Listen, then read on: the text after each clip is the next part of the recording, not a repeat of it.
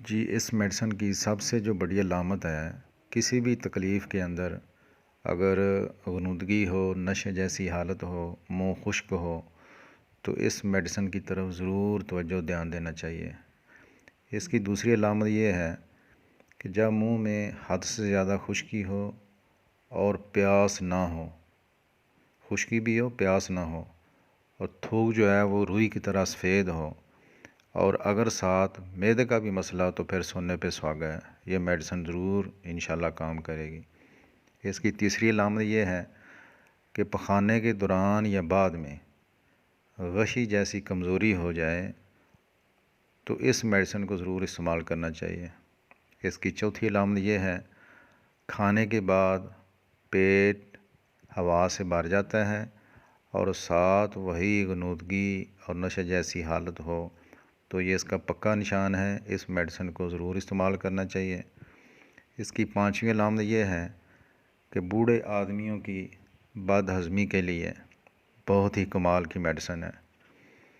اس کی چھٹی علامت یہ ہے ذہنی غم، رنج، صدمے کی وجہ سے چلتے چلتے ڈگمگانا، نیند کا غلبہ، حالت غیر ہو جانا، تو یہ ساری علامتیں اگر ہوں تو اس میڈیسن کو ضرور استعمال کروانا چاہیے، بہت اچھا اس کا رزلٹ ملے گا۔ اس کی ساتویں علامت یہ ہے کہ ہر تکلیف کے ساتھ قبض بھی ہوتی ہے، لیکن اس قبض کی خاص علامت یہ ہے کہ نرم پخانہ بھی بڑی مشکل سے خارج ہوتا ہے۔ اس کی آٹھویں علامت،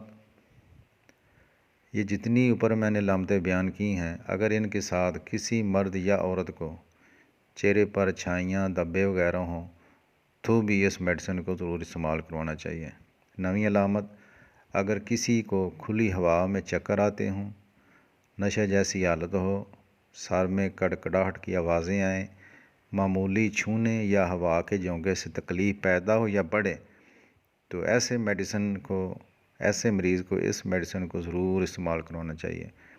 تھلٹی طاقت آپ استعمال کریں، صبح شام 2 قطرے کھانے سے پہلے 2 گھونٹ پانی میں، اور اگر 200 ہو، 200 طاقت کی ہو تو 2 دن کے بعد 2 قطرے صبح 2 گھونٹ پانی کے اندر آپ نے لینے ہیں۔ پاکستانی لے لیں، جرمن کی لے لیں، اس سے کچھ فرق نہیں پڑتا، آپ استعمال کریں، انشاءاللہ اس میڈیسن کا آپ کو بہت اچھا رزلٹ ملے گا۔ اور المیہ یہ ہے کہ پاکستان کے اندر ہومیوپیتھک میڈیسن ڈاکٹر اس میڈیسن کی طرف اتنی توجہ نہیں دیتے، نقص فمیکا، حالانکہ یہ بہت ہی زبردست میڈیسن نقص ماسکاٹا، تو آپ اس میڈیسن کو استعمال کریں، انشاءاللہ بہت آپ کو اچھا رزلٹ ملے گا۔